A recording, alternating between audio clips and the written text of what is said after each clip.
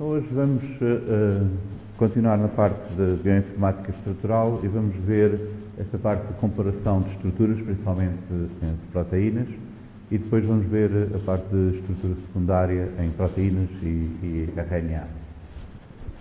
Primeiro vamos ver porque é que nós queremos comparar estruturas, qual é a motivação para fazer estas comparações. Depois vamos ver que problemas é que surgem quando queremos comparar estruturas e diferentes algoritmos para fazer a comparação. Então, a motivação para isto é que a estrutura tem um papel central na função, principalmente das proteínas. Vamos ver também um bocadinho no ARN, a estrutura aí também é importante. Mas as proteínas enrolam-se numa estrutura que é única e estável.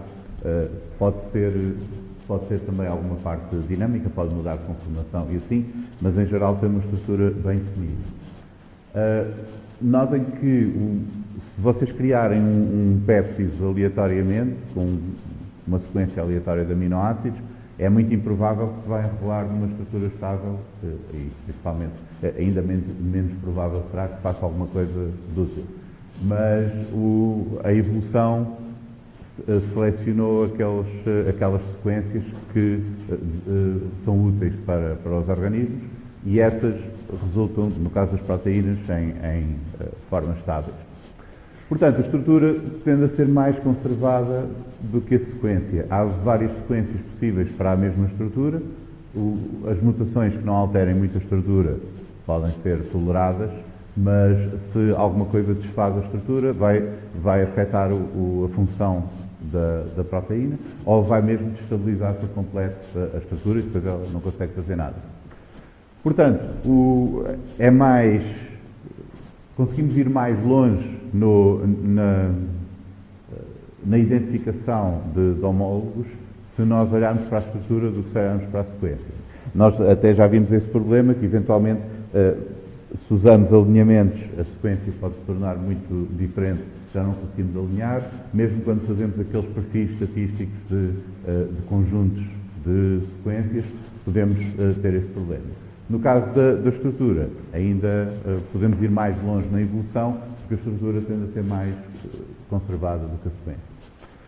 Portanto, isto dá-nos uma motivação para comparar estruturas entre proteínas. Além disso, as proteínas também podem, durante a sua função, conforme desempenham a sua função, podem alterar a sua forma, alterações conformacionais. E neste caso nós podemos querer comparar a estrutura de uma proteína que está a fazer uma coisa com a mesma proteína quando não está a fazer isso, ou quando está ligada ou não está ligada a um certo ligando, etc. Portanto, mesmo sem ser esse problema de tentar identificar homologias, mesmo dentro da mesma proteína, nós podemos querer fazer estas comparações. E dentro de famílias de proteínas que sejam parecidas, também pode ser importante, apesar de sabermos já à partida que são homólogos, mesmo que a sequência seja semelhante, nós podemos querer quantificar aquela plasticidade, aquela variação estrutural dentro da mesma família. Portanto, o que é constante e o que é que pode variar. Depois temos também, nós já vimos usar a estrutura para organizar as proteínas, classificá-las de acordo com a estrutura. Vimos isso a semana passada, aqueles do CAS e o SCOP, aqueles sistemas de classificação de estrutura de proteínas. E, portanto, basicamente temos várias razões para querer comparar estruturas. Seja para ver se uma proteína, como é que uma proteína mudou de forma, qual é que é a diversidade de formas dentro de uma família de proteínas semelhantes, ou mesmo identificar semelhanças entre proteínas que já sejam muito distantes e para as quais a sequência já não é muito informativa. Agora, o problema é como é que nós vamos comparar estruturas, o que é que vamos considerar na comparação. Nós temos átomos, podemos considerar os átomos todos, mas depois se os resíduos são diferentes, as duas proteínas não vão ter os mesmos átomos. Podemos considerar a cadeia principal ou um átomo representante de cada resíduo, podemos comparar elementos de estrutura secundária e assim por diante. Portanto, há aqui algumas questões que temos de pôr do que é que nos interessa comparar quando estamos a comparar estruturas. Depois, se nos interessa comparar só a forma ou algumas propriedades, ou os próprios resíduos de aminoácidos que estão naquelas partes, se as comparações vão ser globais ou locais, se nós só queremos focar em algum elemento estrutural que as proteínas tenham em comum, ou se queremos fazer uma comparação para a estrutura toda. Muitas vezes as proteínas são organizadas em domínios que são mesmo as unidades estruturais mais bem definidas, podem estar partidos em várias cadeias, podem estar todos na mesma cadeia, e se calhar na comparação estrutural pode ser útil nós focarmos só esses elementos. E depois temos a questão também do número de estruturas que estamos a comparar. Nós já vimos esse problema no caso das sequências. Quando nós comparamos duas sequências, temos um problema que acaba por ser fundamentalmente diferente de comparar N sequências por causa depois da explosão de combinações. Portanto, aqui temos também um problema parecido com isto, que é, se nós queremos comparar múltiplas estruturas, como é que fazemos isso? Portanto, há muitas razões pelas quais podemos querer fazer isso, quer para olhar para famílias de proteínas que existem mesmo na natureza, quer quando nós fazemos algumas alterações. Por exemplo, a mutagénese dirigida muitas vezes é usada para testar quais são as partes da proteína que são importantes para a estrutura, para a função, etc. Então vamos ver como é que podemos comparar estruturas de proteínas. Basicamente, podemos dividir as abordagens em dois tipos diferentes. Numa, tentamos sobrepor as duas estruturas que estamos a comparar, de forma a colocá-las uma por cima da outra o mais semelhante possível. Vamos ver como é que medimos essa diferença. Mas a ideia é que, se nós queremos comparar as estruturas, não podemos olhar para elas em posições arbitrárias, porque aí pode parecer muito diferente, temos de as sobrepor o mais possível. Outra forma é, independentemente do sítio onde elas estão, nós estamos a olhar para relações geométricas internas à estrutura. Distâncias entre átomos, as posições relativas e assim por diante. E depois comparamos essas medidas.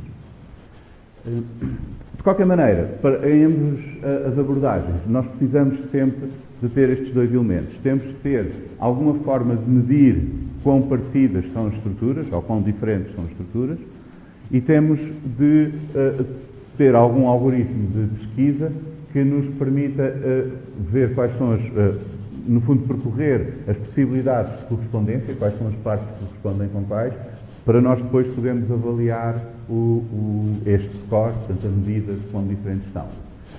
Isto é fácil de imaginar no caso da sobreposição. Nós temos uma medida da diferença entre as duas proteínas que vai depender da posição em que elas estão e queremos agora sobrepô-las de maneira a minimizar essa medida. Mas no caso das relações geométricas, nós podemos medir todas as, por exemplo, distâncias entre átomos de uma proteína e de outra, mas agora temos de ver quais são aquelas redes de distâncias que correspondem à mesma estrutura nas duas. E aí temos muitas combinações diferentes, portanto, à mesma temos de usar alguma medida e pesquisar as possibilidades. Então vamos ver uma medida a mais usada para comparar estruturas de proteínas, que é o Root Mean Square Deviation, ou a raiz da média dos desvios quadrados, que é dada por esta forma. Portanto, temos aqui átomos de uma proteína, V, e outra W, elas têm o mesmo número de átomos, nós estamos só a comparar a estrutura, e agora vamos fazer o somatório para todos esses átomos da distância entre o átomo I da proteína V e o átomo correspondente da proteína W ao quadrado. Vamos somar todas essas distâncias ao quadrado. Depois fazemos a média dividindo pelo número de átomos e a raiz quadrada. Se nós medirmos todas estas distâncias em angstrom, o RMSD será angstrom também. Estamos a fazer o somatório dos quadrados e depois fazemos a raiz quadrada no fim. Agora, porquê é que nós fazemos isto ao quadrado e depois a raiz quadrada? A razão para isto é que, se nós simplesmente somássemos as distâncias, portanto, a distância entre os átomos correspondentes de uma proteína para a outra, dá-nos uma medida de quão diferentes são as estruturas. Portanto, se eles estiverem muito afastados, as estruturas são muito diferentes. Se estiverem todos muito bem sobrepostos, as estruturas são iguais. Mas se nós simplesmente somássemos a distância, somar a distância, por exemplo, deste azul a este vermelho e o triângulo vermelho ao triângulo azul, haveria aqui muitas possibilidades que iam dar a mesma soma. Nós podíamos deslocar aqui esta estrutura vermelha em relação à azul e ia-nos dar os mesmos valores para qualquer uma daquelas posições intermédias. Se nós fizermos o quadrado, o que vamos fazer é penalizar os desvios maiores. Portanto, no fundo, aquelas distâncias maiores vão pesar mais, porque quando fazemos ao quadrado vão ter um peso proporcionalmente maior na média, e isto quer dizer que a minimização do desvio quadrático vai cair numa solução que é aquela que tenta equilibrar as diferenças para todos os lados. Portanto, no fundo, esta medida, se nós minimizarmos-la, dá-nos o que intuitivamente seria a melhor sobreposição das duas estruturas. Há uma justificação formal mais fundamental para isto, que é se nós assumirmos que os valores que estamos a tentar prever estão sujeitos a um erro, uma distribuição normal, uma distribuição gaussiana, então a solução de máxima verossimilhança corresponde à minimização dos erros quadráticos. É por isso que muitas vezes vocês usam isto nas regressões lineares, por exemplo. A minimização do erro quadrático surge em muitos desses casos porque vem dessa combinação de queremos a solução de máxima verossimilhança e de assumirmos que há um erro com uma distribuição gaussiana. Portanto, o que vamos fazer aqui vamos precisar saber qual é esta equivalência, para cada átomo de uma das estruturas, qual é o átomo correspondente na outra, e depois, com isso, conseguimos calcular o RMSD. Mas notem que as distâncias entre as coordenadas de um átomo e outro vão depender da posição relativa entre as duas estruturas. Se nós as afastarmos muito umas da outra, vai-nos dar um RMSD grande, se as aproximarmos, vai dar mais pequeno. Portanto, o que queremos depois fazer é rodar e deslocar uma proteína em relação à outra, ou, em geral, uma macromolécula em relação à outra, para minimizar o RMSD. E o valor mínimo do RMSD, quando nós as temos o mais sobrepostas possível, será aquilo que sobra devido à diferença nas estruturas. Portanto, o RMSD dá-nos, quando minimizamos o RMSD, dá-nos uma medida da diferença entre as estruturas.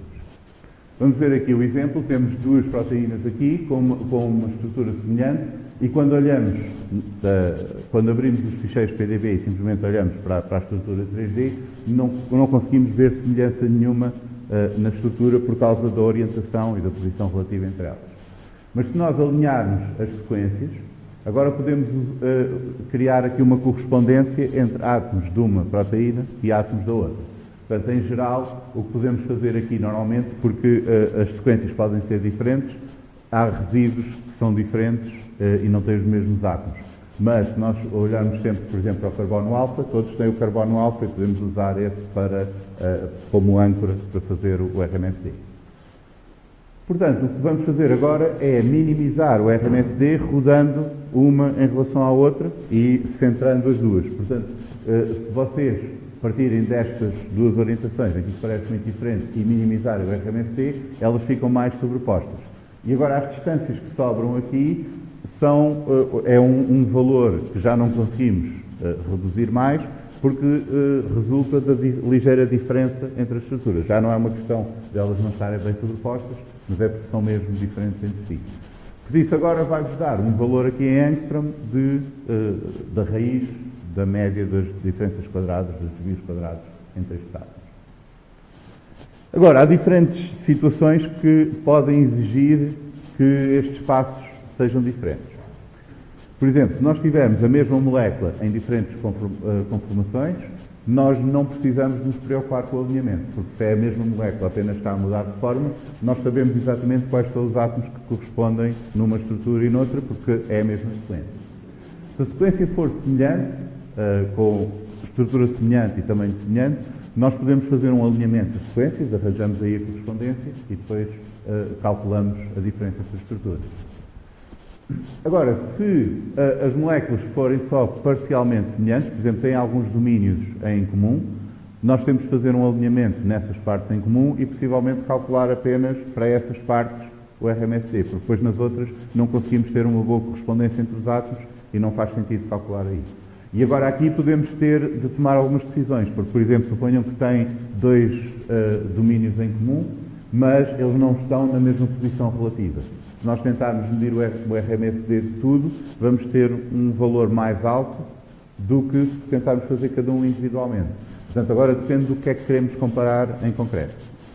Depois, podemos ter casos em que as distâncias são bastante, as sequências são bastante distantes, podemos ter problemas no alinhamento e depois esta forma de começar pelo alinhamento de sequência e depois medir a diferença entre as estruturas pode já não funcionar bem.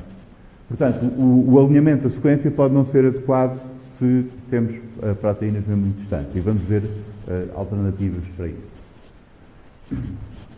Então, basicamente, a forma mais standard de fazer isto quando nós temos sequências suficientemente parecidas será começar com um alinhamento, sobrepor as estruturas. A sobreposição aqui é feita minimizando o RMSD e tipicamente vamos usar os carbonos alfa. Porque se os aminoácidos são diferentes, se os resíduos de aminoácidos são diferentes, não podemos usar outros átomos fora do backbone e, portanto, em geral, vamos fazer isso com os carbonos alfa. Agora, se temos este seria o básico se nós temos proteínas suficientemente semelhantes.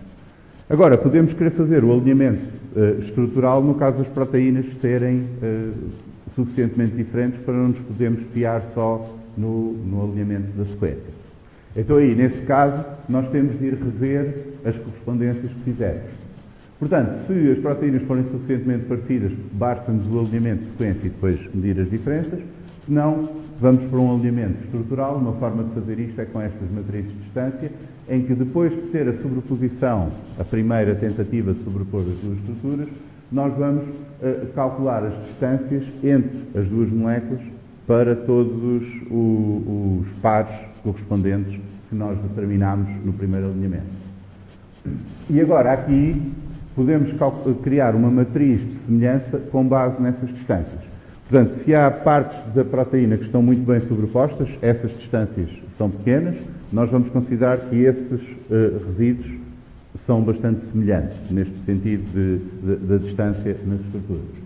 Os que são distantes, vamos considerar que são menos semelhantes. E agora, podemos usar esta matriz de distâncias como substituto da matriz de substituição, em vez da matriz de substituição que usámos no alinhamento, para recalcular o alinhamento. Então, o que estamos agora a fazer é refinar aquele alinhamento inicial, mas em vez de estarmos apenas a usar as sequências para alinhar as duas proteínas, para encontrar as correspondências, estamos também a usar a informação geométrica, da forma, das distâncias em que os átomos ficaram. Portanto, vamos tentar realinhar aqueles que estão muito longe para tentar aproximá-los novamente. E vamos fazendo isto até já não conseguir otimizar. Portanto, esta será uma forma de ir além, portanto, resolver aquele problema que temos quando as sequências são muito diferentes e o alinhamento que obtemos só pela sequência não ser o ideal para comparar as estruturas. Portanto, olhamos para as distâncias que ficam depois da sobreposição, aquelas partes que ficarem mais próximas é porque estão bem sobrepostas, as outras vamos tentar realinhar usando essa matriz de distâncias, a informação dessa matriz de distâncias para nos ajudar a realinhar. Podemos também fazer medir a semelhança entre estruturas a partir de métricas intramoleculares. Portanto, em vez de estarmos a comparar distâncias de uma molécula para a outra, estamos a medir distâncias dentro de cada uma das moléculas e depois comparamos essas matrizes de distâncias. Portanto, basicamente, vamos calcular as distâncias entre pares de átomos dentro de cada uma das moléculas. Isso vai-nos dar agora uma matriz para cada uma delas, ou podemos mesmo usar vetores para os átomos. Nós vamos ver alguns algoritmos deste género mais em detalhe. E agora, dessas matrizes de distância, nós vamos tentar ver aquelas redes de distâncias, aqueles gráficos de distância que representam estruturas partidas. Portanto, se vocês tiverem duas estruturas partidas, as distâncias medidas entre os pontos dessas estruturas vão ser semelhantes. E se nós encontrarmos esses subconjuntos nas matrizes, nós conseguimos encontrar o que é que as estruturas têm de semelhante. Notem que neste caso nós não precisamos de fazer um alinhamento de sequências, estamos a olhar mesmo para as redes de distância e tentar fazê-las corresponder entre uma molécula e outra. Então vamos ver isto um bocadinho mais concreto, vendo mesmo alguns algoritmos. Este será o mais básico e mais usado, que é calcular a sobreposição, minimizando o RMSD. Portanto, o RMSD, já vimos, é a raiz da média dos desvios quadráticos. O que precisamos fazer aqui é centrar ambas as proteínas no mesmo ponto. Portanto, o ponto será o ponto médio das coordenadas e esse tem de sobrepor para minimizar o RMSD. Além disso, vamos ter de rodar uma em relação à outra para minimizar estas distâncias. Mas a rotação que minimiza este erro quadrático, este problema é um problema de otimização com restrições que pode ser resolvido analiticamente. Portanto, nós conseguimos calcular a solução para isso, qual é a matriz de rotação que minimiza o RMSD. Se vocês quiserem, podem ver no capítulo 9 desse livro para os detalhes, mas isso é uma questão de álgebra. E então nós conseguimos, se sobrepusermos as duas proteínas, os centros das proteínas, depois conseguimos calcular a matriz de rotação para as sobrepor, para minimizar o RMSD. Portanto, isto será a forma mais simples de calcular, de medir a diferença entre as duas estruturas. O que é preciso fazer aqui primeiro é obter esta correspondência. Quais são os átomos de uma que correspondem à outra. E aí é que as coisas podem complicar um bocado quando nós estamos a decidir esta correspondência. Este servidor, o Superpose, usa este método, portanto minimiza o RMSD e permite-vos fazer comparações em vários casos diferentes. Calcular o alinhamento primeiro, se for necessário. Se vocês estiverem a comparar conformações da mesma proteína, não é necessário alinhar, porque são os mesmos átomos. Se forem proteínas diferentes, é preciso fazer o alinhamento primeiro e depois sobrepõe as duas proteínas. Agora, se a sequência for mesmo idêntica e as estruturas são ligeiramente diferentes, portanto, há uma ligeira alteração conformacional, ou então pode ser mesmo dois modelos obtidos por técnicas diferentes, ou dois modelos obtidos por ressonância magnética, ou algo assim, que pode dar famílias de modelos, mas seja como for, mesma sequência, pequenas diferenças, aí não é preciso alinhar, faz só minimiza o RMSD, e tipicamente usa todos os átomos, ou todos os átomos de carbono. Vocês depois há lá algumas opções que podem escolher, e calcula o RMSD assim. Se as sequências forem idênticas, mas as estruturas forem muito diferentes, por exemplo, vocês têm conformações, alterações conformacionais grandes, como aquelas proteínas que têm uma dobradiça ou assim, então aí o Superpose vai fazer não precisa de fazer o alinhamento, porque as correspondências dos átomos já estão lá, mas vai calcular as matrizes de distância entre os carbonos alfa, portanto, dentro de cada proteína, para cada conformação, e vai identificar quais são aqueles grupos em que as matrizes, a rede de distâncias interna dentro do grupo é semelhante entre uma proteína e outra, e vai procurar o maior desses. Portanto, vai sobrepor nesses e depois calcular o RMSD tipicamente no resto. Portanto, o que é que isto faz? Se vocês têm uma dobradiça e têm um domínio mais pequeno que está a mover em relação ao outro, ele consegue identificar que ambas as estruturas têm este domínio maior constante, porque as distâncias internas dos átomos aí são as mesmas, vai sobrepor esse domínio que está fixo e depois vai medir o RMSD do outro lado. Notem que aqui não estamos a minimizar o RMSD que estamos a medir, porque não faria muito sentido tentar sobrepor tudo ao mesmo tempo, mas estamos a sobrepor a parte maior da proteína que está fixa e medir a diferença, o desvio na outra.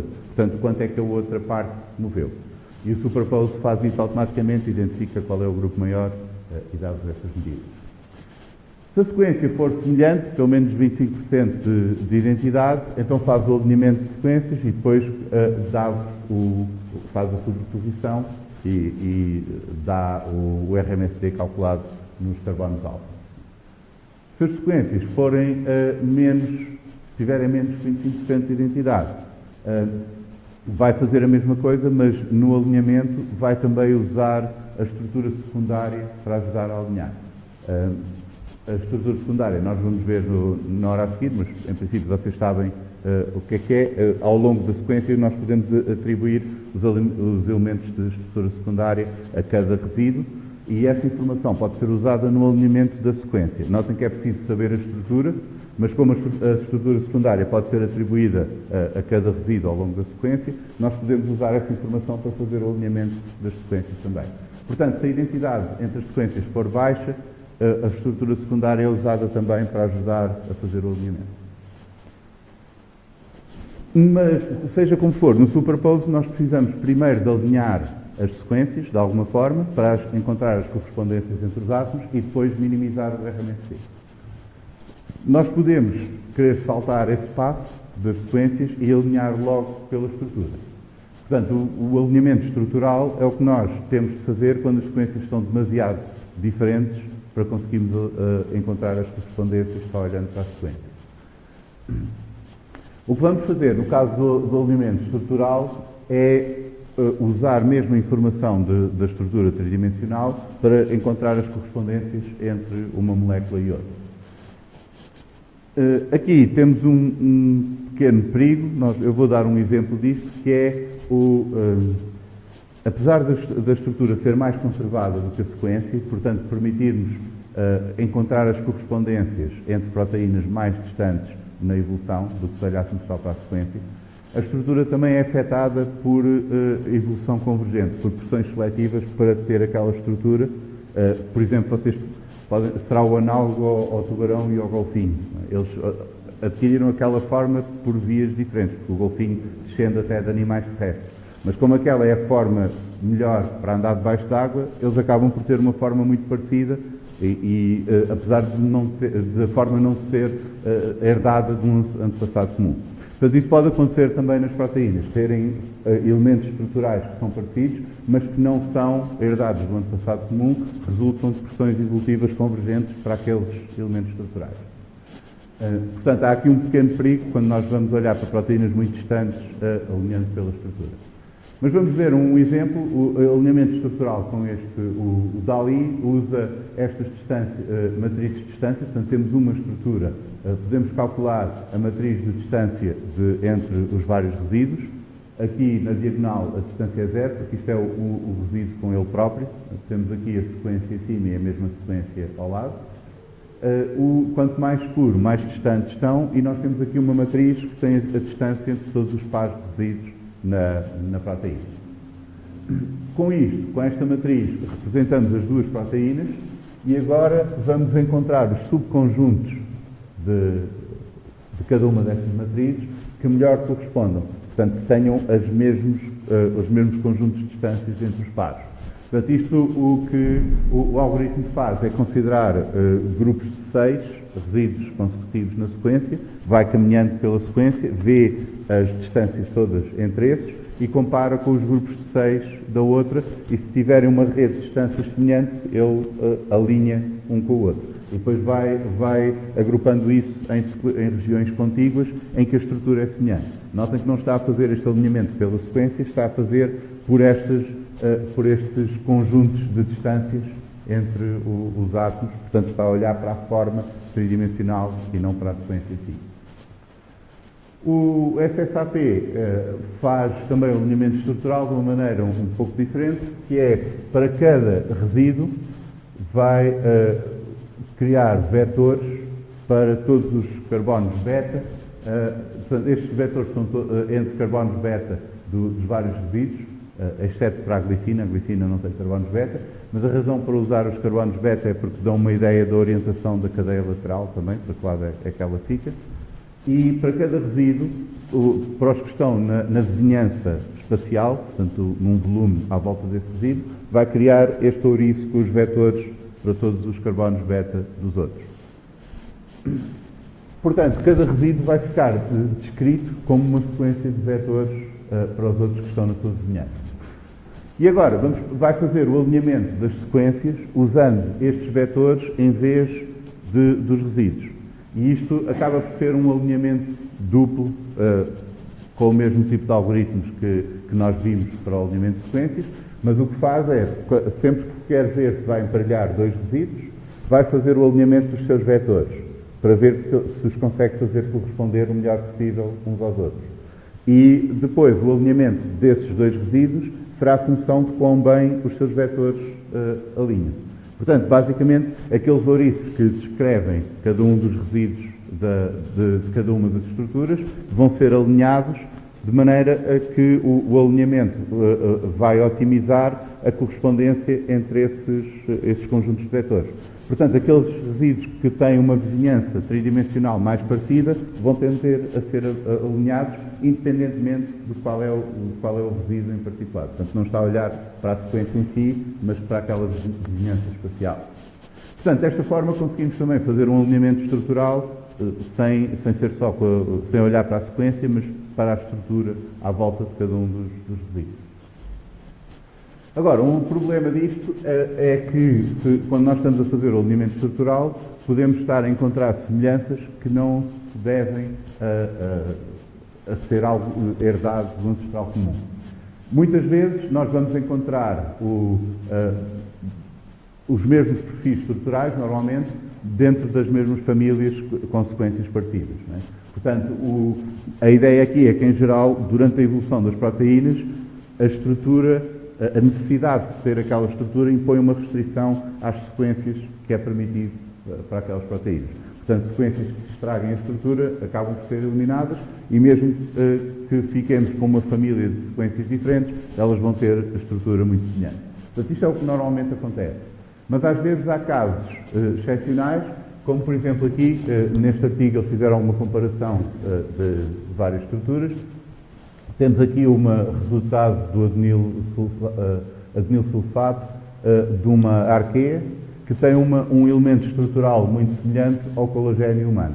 E isto obviamente não deve ter sido herdado de um antepassado comum, porque divergiram já há muito tempo, mas este elemento estrutural parece ter alguma função importante e convergiram as duas para esta combinação de folhas beta e de lúpulo com aquele comprimento, etc. Portanto, há aqui um risco na comparação, no alinhamento estrutural e na comparação de estruturas, porque nós estamos a ver algo que é mais suscetível de estar sob pressões evolutivas para convergir para certas soluções.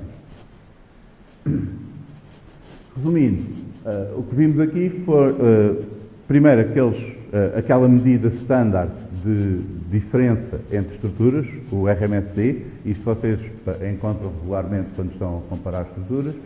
Depois vimos aqueles métodos de subexposição. Basicamente consistem em alinhar primeiro, encontrar uma correspondência entre os átomos de uma estrutura e da outra, e depois fazer uma rotação e uma translação para minimizar as distâncias medidas entre elas. Isto não só permite medir a distância, como permite depois vocês até verem a subexposição das duas e verem as diferenças e as semelhanças entre elas.